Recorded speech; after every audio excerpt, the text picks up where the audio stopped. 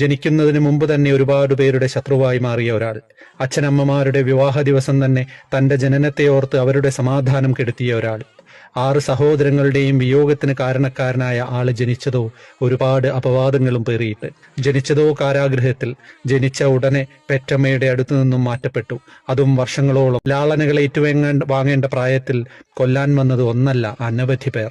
അമ്മാവനെ കൊന്നവനെന്ന അപഖ്യാതി വേറെ. അതിനിടയിൽ മനസാ വാച അറിയാതെ സ്യമന്തകം കട്ട കള്ളൻ എന്ന പേരും വീണു.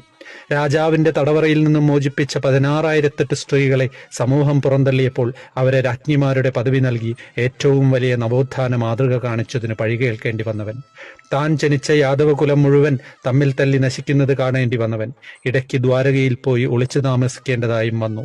ഇത്രയൊക്കെയായിട്ടും ഒരു തുള്ളി കണ്ണുനീർ മനോഹരമായ ആ കണ്ണുകളിൽ നിന്ന് വീണതായിട്ട് ഭാഗവതം പറയുന്നില്ല. ആകെ കണ്ണു നിറഞ്ഞതായി പറയുന്നത് കുചേലനെ കണ്ടപ്പോഴാണ്. അതും സന്തോഷം കൊണ്ട് അശ്രുക്കൾ വന്നതാണ് എന്ന് വേണം നമുക്ക് അനുമാനിക്കാൻ.